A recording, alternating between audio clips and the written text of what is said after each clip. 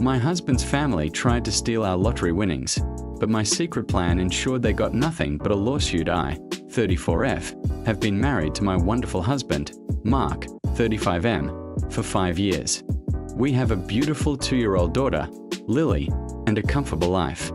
Mark is an only child, and his parents, Susan, 60F, and Richard, 62M, always seemed lovely, if a little overbearing. They doted on Lily, and we always made an effort to see them regularly. What I didn't realize, however, was the simmering resentment and entitlement that lay beneath their seemingly benevolent surface. It all started a year and a half ago, when Mark and I hit the lottery. Not a small sum, mind you, but a life-changing $50 million. We were ecstatic, of course, but also overwhelmed. Our first thought was to secure our future, invest wisely, and ensure Lily would never have to worry about money. We also planned to help our immediate families, setting up trusts for our parents and siblings, and ensuring everyone was comfortable. We decided to keep the win quiet for a little while, wanting to process it ourselves before the inevitable storm of attention. We told our financial advisor, a close friend of ours, and our respective parents. My parents were overjoyed for us, urging us to be smart and sensible. Mark's parents, however, reacted differently. Susan immediately started talking about what they would do with the money. "Oh, finally, that new kitchen I've always wanted," she exclaimed. "And Richard, we can finally buy that RV and travel the country." It was as if the money was theirs, an extension of Mark's good fortune, which, in their minds, was an extension of their success in raising him. We tried to gently steer the conversation back to our plans, explaining that we were setting up a significant trust for them, enough to ensure a comfortable retirement, pay off their mortgage, and even buy a new car. This wasn't enough. A trust? What do we need a trust for? Just give us the money directly. It's our son's money. It's practically ours. Richard bellowed. The sense of entitlement was palpable.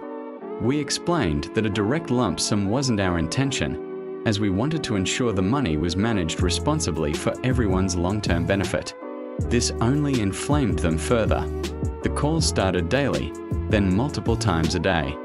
They would call, demanding to know how much we were giving them, why it wasn't more, and why we were being so selfish.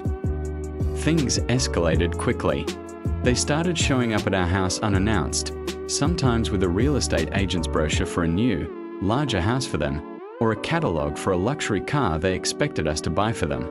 It became a constant barrage. We tried to set boundaries, explaining that their behaviour was making us uncomfortable and that we needed them to respect our decisions. This was met with accusations of us being ungrateful, of forgetting who raised Mark, and of us being greedy. One particularly ugly incident happened during Lily's second birthday party. We had invited both sets of grandparents, and everything seemed fine until Susan cornered me in the kitchen. "You know, Mark always wanted a boat," she said, her voice dripping with passive aggression. "He mentioned it to us just last week. A big yacht," he said.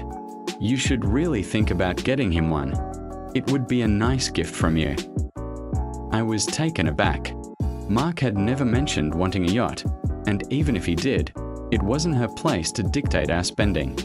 I politely said we had other financial priorities right now. Her face hardened. "Well, you two are just so selfish, aren't you? Keeping all that money to yourselves. We worked so hard to give Mark everything he ever wanted, and now you won't even give him a decent gift with his own money." I was furious but kept my composure for the sake of the party. After the party, Mark finally confronted his parents more directly. He told them that their behavior was unacceptable and that if they didn't stop, we would have to limit contact. This was met with tears, accusations, and even threats. "You'll regret this, Mark. You'll regret treating your own flesh and blood this way." Susan wailed. Richard chimed in. "We'll see about this. We have rights. We are your parents." It was then that I realized we needed a plan. I had a strong feeling that their threats weren't empty words.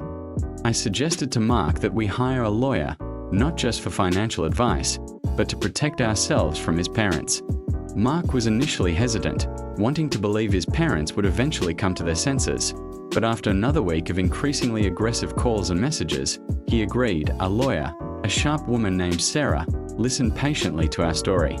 She advised us to document everything: all calls, messages, unannounced visits, and any direct or implied threats. She also recommended that we update our wills and set up airtight trusts, not just for Lily, but for ourselves, with strict stipulations regarding beneficiaries and access. This was a crucial step that we went to dinner with Mark's parents a few weeks later, hoping to have a calm discussion. It was anything but. They immediately launched into a tirade about how we were disrespecting them, how they deserved a larger share of the winnings, and how we were ungrateful children. It was during this dinner that Richard dropped a bombshell. "We've been talking to our own lawyer," he announced, a smug look on his face. "And he says we have a strong case. Parental rights, emotional distress, financial dependency. You owe us, Mark." My heart sank, but I had already anticipated something like this. This was exactly why we had Sarah. Mark, however, was visibly shaken. He loved his parents, despite their flaws, and the idea of them suing him was devastating. I squeezed his hand under the table, a silent reassurance. The next few weeks were a blur of legal consultations and emotional turmoil. Mark's parents officially filed a lawsuit, claiming a substantial portion of our lottery winnings, citing a convoluted argument about familial duty and unjust enrichment. They even tried to paint us as negligent parents for not immediately providing them with what they felt they were owed. It was a ludicrous claim, but it was still a lawsuit, and it was still incredibly stressful. This is where my secret plan came into play. While Mark was struggling with the emotional weight of his parents' betrayal, I was busy working with Sarah. We knew that directly fighting them in court would be a long, drawn-out, and emotionally draining process. We needed a different approach. Sarah and I had discussed the possibility of a preemptive strike, something that would not only expose their greed but also legally protect us from any future claims. We decided to establish a charitable foundation. This foundation would be generously funded by a significant portion of our lottery winnings, with a clear mission to support local children's hospitals and educational programs. The crucial part? I would be the primary trustee, and the foundation's bylaws would explicitly state that no direct relatives of the trustees could be beneficiaries of the foundation's funds. We then made a public announcement about the establishment of the Lily's Legacy Foundation, named after our daughter.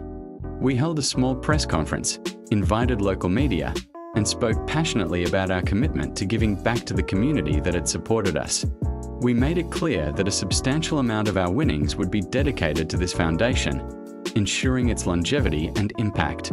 The news spread quickly. Mark's parents were blindsided. They had been so focused on extracting money directly from us that they hadn't considered this possibility. Their lawsuit was based on the premise that we were hoarding a vast sum of money that they were entitled to. Now, a significant portion of that hoarded money was legally bound to a charitable foundation, making it impossible for them to claim. Their lawyer, a slick, opportunistic man, tried to argue that the foundation was a ploy to evade their rightful claim. But Sarah had meticulously crafted the foundation's legal framework. Everything was above board, transparent, and legally sound. The charitable intent was genuine, and the documentation was impeccable. The judge dismissed their lawyer's accusations, stating that establishing a charitable foundation was a perfectly legitimate use of personal funds.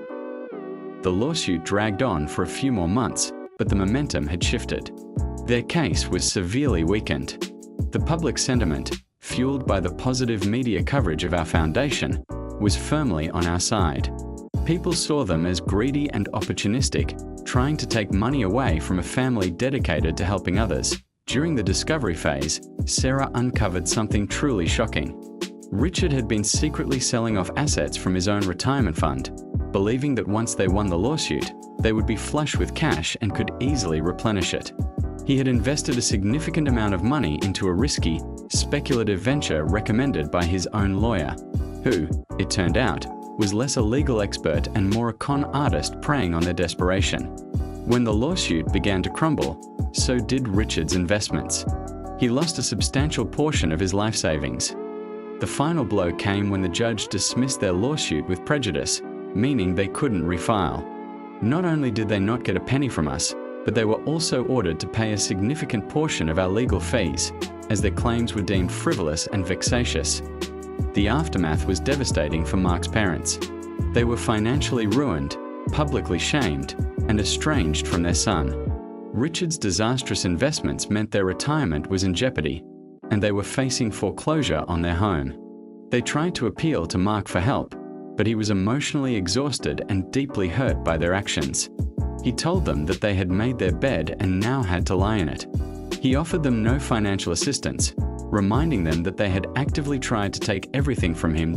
My parents, on the other hand, have been incredibly supportive. They understood our decision to protect our family and our winnings. They also benefited from the trust we had initially set up for them, which they used wisely, paying off their own mortgage and making some much-needed home renovations. It's been almost a year since the lawsuit was dismissed. Mark and I have worked hard to heal from the emotional trauma. We've focused on Lily, our growing family, and the incredible work of the Lily's Legacy Foundation. The foundation is thriving, making a real difference in our community, and that brings us immense joy. We occasionally hear whispers about Mark's parents. They're struggling, living in a smaller apartment, and ostracized by their former friends and community. They've tried to reach out to Mark a few times, sending tearful emails and even leaving voicemails, expressing regret and asking for forgiveness. Mark hasn't responded. He says he needs more time, perhaps a lot more time, to even consider reconciling. The betrayal cut too deep that I don't regret our actions. We protected our family, our finances, and our peace of mind. While it was a painful ordeal, it taught us a valuable lesson about the true nature of some relationships and the importance of setting strong boundaries, even with family. We continue to live our lives with integrity, gratitude, and a deep commitment to using our good fortune to help others. Lily will grow up knowing that her parents used their blessings to make a positive impact on the world, not to fuel the greed of others.